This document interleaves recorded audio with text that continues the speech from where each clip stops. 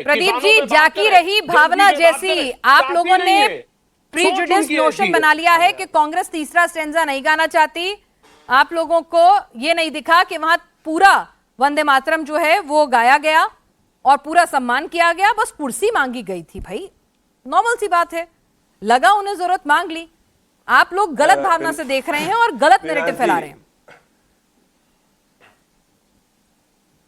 चलिए, दो बातों में जवाब दूंगा। अजीज भाई ने बोला कि हम प्रधानमंत्री जी ने कोई विकास की बात नहीं की, उस पर आता हूं। ठीक है अजय वर्मा जी, आपके पास भी आऊंगी। प्रदीप भंडारी जी अकेले हैं, विपक्ष से आप 3 लोग हैं, तो इसीलिए हर एक का जवाब लेने मेरे को प्रदीप भंडारी जी के पास ही जाना होगा। जी प्रदीप जी बोलिए। 3 मिनट 10 सेकंड की बात है, तो 3 मिनट 10 सेकंड में खड़गे जी थक गए, पर 35 मिनट की खड़े खड़े स्पीच दे गई, उसमें उनको कुर्सी की जरूरत नहीं पड़ी। इसी से समझ सकते हैं आप ये झूठ बोल रहे हैं। Point number 1। पॉइंट नंबर 2, उन्होंने बोला प्रधानमंत्री नरेंद्र मोदी जी ने विकास की बात नहीं करी। मेरे पास ये प्राइम मिनिस्टर की स्पीच है। खादी प्रोडक्शन प्राइम मिनिस्टर ने बताया 5 टाइम्स बढ़ा है, इलेक्ट्रॉनिक मैन्युफैक्चरिंग 7 टाइम्स बढ़ा है, रेल प्रोडक्शन 24 टाइम्स बढ़ा है, मोबाइल प्रोडक्शन 33 टाइम्स बढ़ा है। युवाओं की उन्होंने बोला प्रधानमंत्री जी ने बात नहीं की। फ्री कोचिंग जो है देश के युवाओं को देने की बात करी, जिससे 6 करोड़ से ज्यादा युवाओं को इसका फायदा होने वाला है। 1 करोड़ से ज्यादा युवाओं को एआई ट्रेनिंग की बात करी, सप्त धारा की बात करी जो देश को विकसित भारत 2047 बताएगा। 1 लाख करोड़ का इनोवेशन फंड की बात करी, एजुकेशन पॉलिसी की बात करी, स्टार्टअप के फंड की बात करी। तो भैया आप बहरे हो तो आपको नहीं समझ में आ सकता, आप पढ़ना नहीं चाहते तो आप नहीं पढ़ सकते। तो आप अगर पढ़ोगे लिखोगे तो देश का जनजी जैसे हमारे साथ है, आप भी समझ जाओगे। पर बड़ी बात पिनाक जी, वहां पे हुआ क्या था? वहां पे यही हुआ था कि सोनिया गांधी राहुल गांधी नहीं चाहते थे वंदे मातरम में खड़े होना। यही सच्चाई है। इसको जितना भी घुमाए फिराए करें, इससे नहीं हो सकता। और यही कांग्रेस की दिमागी नक्सल मानसिकता है जिसके बारे में कांग्रेस पार्टी चलिए। अगर कांग्रेस को लगता है झूठ है, तो क्या कांग्रेस आज यहां कहेगी कि कांग्रेस के हर ऑफिशियल फंक्शन के अंदर पूरा का पूरा वंदे मातरम गाया जाएगा और उसकी वीडियो फुटेज वो डाल दे अपने हैंडल पे और राहुल गांधी खड़े हो जाए? शादाब जी कंफ्यूज है कांग्रेस। गाना तो है भाई, है ना, राष्ट्रगीत है, सम्मान करना है, जो नियम कायदे बन गए हैं वो फॉलो करने हैं। पिनाक जी, सबसे पहले 80वें स्वतंत्रता दिवस की भारतवासियों को शुभकामनाएं, जिसके लिए हमारे बुजुर्गों ने, खास करके उलमा इकराम ने जिहाद का फतवा दिया, मदरसों से एक तहरीक चली और ये मुल्क अंग्रेजों से 200 साल की गुलामी के बाद आजाद हुआ। सबको शुभकामनाएं।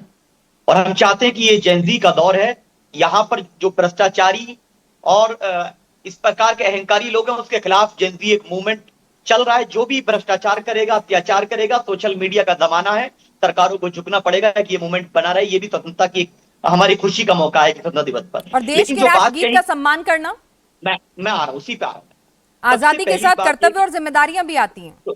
सुन लीजिए, हाँ वही मैं बता रहा हूँ। ये एहसास है, आजादी का मतलब सिर्फ कोई एक नारा नहीं है, एक एहसास है और उसको हमको समझना पड़ेगा। और वो ये है कि वंदे मातरम को नेशनल सॉन्ग बनाया गया, हम लोग सम्मान करते हैं और सम्मान में खड़े हो जाने से कोई समस्या नहीं है। अगर उनको कोई बीमारी का मसला नहीं था तो देखिए, अगर किसी का बीमारी का मसला है तो आर्टिकल 21 जो है वो सुपीरियर है। शादाब चौहान जी पूछा ना, वही तो प्रदीप जी कह रहे हैं। आधे घंटे की स्पीच में चेयर नहीं चाहिए थी, 1.5 मिनट तक जब 2 स्टेंजा गाए गए उसमें चेयर नहीं चाहिए थी, तीसरे में इतना असहज हो जाना कि राहुल वहां से असहज हो रहे हैं, सोनिया जी वहां से असहज हो रही हैं। आमतौर पर अगर कोई बुजुर्ग होता है पीछे चेयर रख दी जाती है कि भाई अगर जब असहज लगे तो तुरंत बैठ जाओ।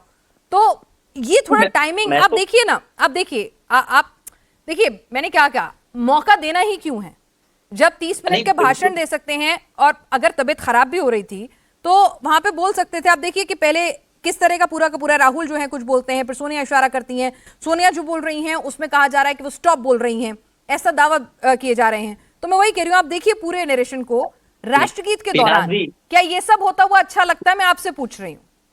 पिनाक जी देखिए, मैं कांग्रेस का तर्जुमान तो नहीं हूं, लेकिन ये बात कहूंगा कि जो लोग आज सवाल खड़ा कर रहे हैं इनके पूर्वजों का तो बड़ा इतिहास है माफी मांगने का, लेकिन उसमें मुझे नहीं जाना है। मैं सिर्फ ये कहूंगा कि नेशनल सॉन्ग है वंदे मातरम, हम रिस्पेक्ट करते हैं, लेकिन कोई मुझे मजबूर करेगा मैं नहीं। आपने माफी मांगी थी, आपके तो पूर्वज रजाकार के वंशज थे, हमने तो जाके काला पानी की सजा ली है। प्रदीप जी आपके बीच में नहीं बोले, बहुत पेशेंटली आपको सुना, तो आप भी सुन लीजिए ना प्लीज। प्रदीप जी,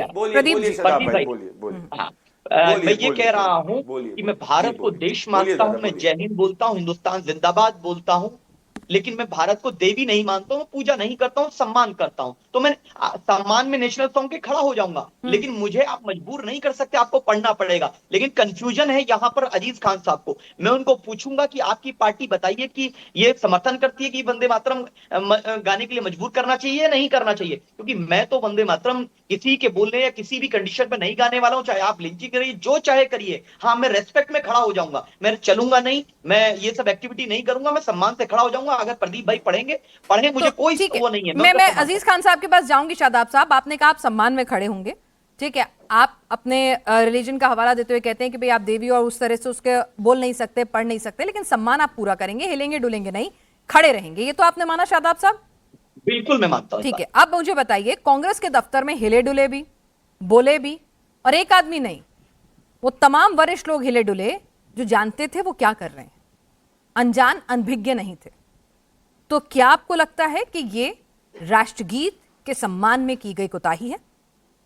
आप ही ने मुझे परिभाषा दी, मैं आप ही की परिभाषा को आप ही से सवाल में फ्रेम नहीं कर रही हूं। मैं तो मेरी लाइन स्पष्ट है, क्योंकि मैं कांग्रेस का नहीं, मैं तो बैरिस्टर नहीं, आप अपना ओपिनियन दे दीजिए। हाँ, मेरा ओपिनियन ये है कि गैर जरूरी इस तरह की चीजें नहीं होनी चाहिए। नेशनल सॉन्ग में रेस्पेक्ट करिए, आपको पढ़ना पढ़िए, नहीं पढ़िए, मैं भी नहीं पढ़ता हूं, लेकिन मैं किसी को डिस्टर्बेंस और डिसरेस्पेक्ट नहीं करता हूं। ठीक है, ठीक है। अजय वर्मा जी, भाई ये तो शादाब साहब भी कह रहे हैं कि ठीक है जी, कम से कम आप उस वक्त हिलना डुलना, बोलना, चेहरे बनाना, इशारे करना, आप लोग बहुत जिम्मेदार व्यक्ति हैं। एलओपी मौजूद थे, सोनिया जी मौजूद थे, खड़गे जी मौजूद थे, आप लोगों को पता है कि आप क्या कर रहे थे। नाथ जी, कल भविष्य के गर्त में क्या छिपा है किसी को नहीं पता। 30-30 साल के लोग जिम में, सड़क पे चलते हुए, कार चलाते हुए, 25-25 साल की महिलाएं, लड़के हार्ट अटैक का शिकार हो जाते हैं। भगवान न करे किसी के साथ ऐसा हो, ईश्वर से मेरी ये प्रार्थना है। तो ये कौन सा तर्क है कि खड़गे जी 1 मिनट में नहीं पढ़ सकते, 3 मिनट गए, 30 घंटे का भाषण। देश के युवाओं का ये अपमान करते हैं, महिलाओं का इन्होंने अपमान किया, दलितों का अपमान इन्होंने उत्तराखंड में। एक ही जना बोल लेता, वहाँ पे इतना सारी हलचल हो गई, हम ये कह रहे हैं एक जना चेयर मंगा लेता, खड़गे जी का और सोनिया जी का जो कद है उसमें अगर आप चेयर मंगाते तो चेयर पहुंचती नहीं, कि राहुल को भी इंटरवीन करना पड़ रहा है, सोनिया जी को किसी से बात करनी पड़ रही है, ये पूछ रही हूं मैं। दलित विरोधी सरकार की सोच है। अजय वर्मा जी, आज सीधे सीधे राष्ट्रगीत के सम्मान की बात हो रही है, उस पर आइए। मैंने कहा ना, आपको तस्वीरें मिल गई होंगी अब तक। मैंने क्या कहा, चेयर मंगानी है, चेयर ला दो। सोनिया जी अगर कहेंगी कि चेयर ला दो, तो आपको लगता है कि चेयर लाने में इतना वक्त लगेगा कि राहुल को भी इंटरवीन करना पड़ेगा, वहां से पीछे से चल के कोई आदमी आएगा? आवाज मत दबाइए, बोलने दीजिए। आवाज नहीं दबा रही, मैं तो सबसे ज्यादा मौका ही आपको देना चाहती हूं। बोलने दीजिए, देखिए, पर मुद्दे पर बोलिए। बोलने दीजिए, बोलने दीजिए। दलित पिछड़ों की, कुचलों की आवाज मत दबाइए, बोलने दीजिए। आप बीजेपी की तरह व्यवहार मत करिए। आप हमारी एंकर हैं, अच्छी एंकर हैं, यंग एंकर हैं। देखिए, देश को बीजेपी से माफी मांगनी पड़ेगी, मोदी जी को और सारे लोगों को, कि इन्होंने वंदे मातरम पर राजनीति की है जो राजनीति करने योग्य नहीं है। ठीक है, मैं आज अनुरोध करता हूँ आपके इस चैनल से 145 करोड़